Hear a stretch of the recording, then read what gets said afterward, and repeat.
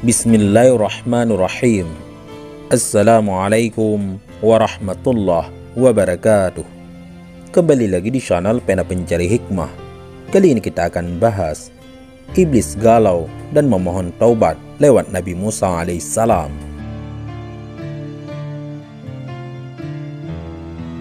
Jangan lupa sukai video ini, komen, dan berlangganan, serta bagikan video ini agar bermanfaat bagi semua.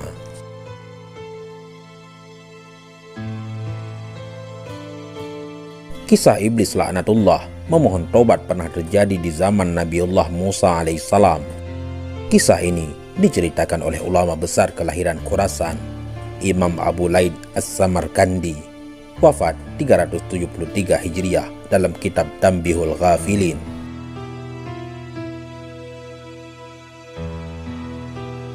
Iblis laknatullah adalah nenek moyang bangsa jin yang bernama asli Azazil. Kisah ini menarik untuk dibahas karena berkaitan dengan keutamaan menahan marah. Seperti diketahui, marah datangnya dari setan dan setan diciptakan dari api, dan api hanya bisa dipadamkan dengan air. Apabila kalian marah, hendaklah ia berwudu. Demikian sabda Rasulullah Shallallahu Alaihi Wasallam dalam satu hadisnya. Dikisahkan, iblis laknatullah datang kepada Nabi Musa dan berkata, "Engkaulah yang dipilih oleh Allah Ta'ala untuk risalah dan langsung berkata-kata kepadamu. Sedang aku, makhluk biasa yang ingin juga bertobat kepada Tuhan. Maka tolonglah aku semoga dapat diterima taubatku." Mendengar perkataan iblis tersebut, Nabi Musa merasa gembira, lalu beliau berwudu dan salat kemudian berdoa kepada Allah. "Ya Rabb, iblis adalah makhlukmu. Ia akan bertaubat, maka terimalah taubatnya." Maka turunlah wahyu kepada Nabi Musa, "Ya Musa, dia tidak akan bertobat." Nabi Musa berkata, "Ya Rabb, dia minta taubat." Maka wahyu turun lagi kepada Nabi Musa, "Aku telah menerima permintaanmu Musa, maka suruhlah ia sujud ke kuburan Adam alaihissalam, maka aku akan menerima taubatnya." Nabi Musa sangat gembira dan menyampaikan wahyu tersebut kepada iblis laknatullah. Tiba-tiba iblis laknatullah marah dan sombong seraya berkata, "Aku tidak sujud kepadanya di masa hidupnya. Bagaimana akan sujud sesudah matinya?" Lalu iblis laknatullah berkata, "Hai Musa, karena engkau telah menolongku kepada Tuhan, maka kini engkau berhak mendapatkan hadiah dariku. Aku berpesan kepadamu dengan 3 hal. Ingatlah aku ketika marah, sebab aku di dalam tubuhmu mengikuti aliran darah. Ingatlah aku ketika menghadapi musuh dalam perang, sebab aku datang kepada anak Adam, mengingatkan kepadanya keadaan istri dan anak keluarganya, serta hartanya sehingga ia lari ke belakang. Jangan duduk sendirian dengan perempuan yang bukan mahram, sebab aku menjadi utusan padamu dan utusanku padanya." Singkat kisah, keinginan iblis untuk bertobat tidak terwujud dikarenakan sifat sombong dan marahnya kepada Nabi Adam alaihissalam.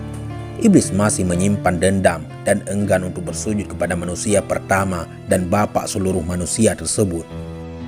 Mudah-mudahan kita dipelihara dari kejahatan iblis dan sifat marah yang diwarisinya. Kemudian dikisahkan lagi, Wahb bin Munabbih berkata, ada seorang ahli ibadah Bani Israel akan disesatkan oleh iblis laknatullah, namun tidak berhasil. Suatu hari, ia keluar untuk satu hajat, maka setan mengikutinya. Kalau ia mendapat kesempatan, setan dan bala tentaranya berusaha menggoda syahwat dan marahnya, ternyata tidak berhasil. Maka setan pun melakukan tipu daya untuk menakut-nakutinya.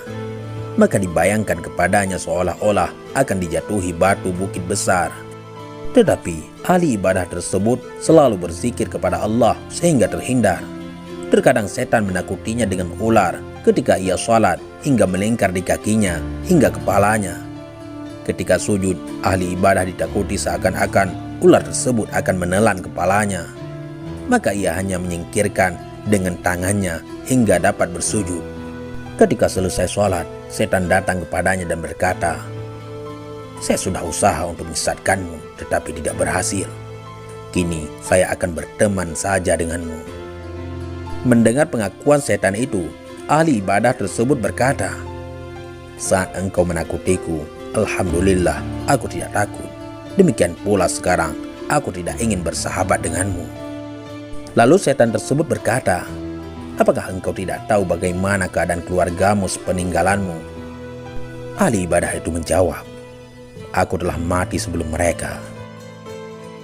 Kemudian setan tersebut berkata, lalu apakah kamu tidak bertanya padaku bagaimana aku dapat menyesatkan anak Adam? Ahli ibadah tersebut berkata, baiklah, bagaimana kamu menyesatkan anak Adam? Iblis laknatullah menjawab, aku menyesatkan mereka dengan 3 hal. Bakhil atau kikir, marah, dan mabuk. Manusia apabila bakhil atau pelit, maka ia akan enggan mengeluarkan hartanya untuk menunaikan kewajibannya. Apabila ia pemarah, maka setan akan mempermainkannya seperti anak kecil bermain bola. Sahabat pena pencari hikmah, meskipun ia dapat menghidupkan orang mati dengan doanya, setan tidak patah harapan untuk menyesatkannya. Demikian pula, jika seseorang mabuk, maka setan akan mudah menuntunnya kepada kejahatan, sebagaimana kambing dituntun oleh pengembala. Sahabat pena pencari hikmah, demikian kisah pertobatan iblis laknatullah yang tidak terwujud akibat kemarahannya kepada Nabi Adam alaihissalam. Iblis dan bala tentaranya juga memberitahukan bahwa kemarahan mencakup seluruh kejahatan. Wallahu a'lam bishawab. Mudah-mudahan ini semua bermanfaat. Assalamualaikum warahmatullahi wabarakatuh. Wa kulluna yarjul wusul li Muhammadin nabiyina wa kulluna yarjul wusul li Muhammadin nabiyina ya rawdatal hadi syafi' wa sahibaihi wal baqi' ya rawdatal hadi syafi' wa sahibaihi wal baqi' بشرى لنا نلنا المنى زال العنا وفالهنا بشرى لنا نلنا المنى زال العنا وفالهنا بشرى لنا نلنا المنى زال وكلنا يرجو الوصول لمحمد النبي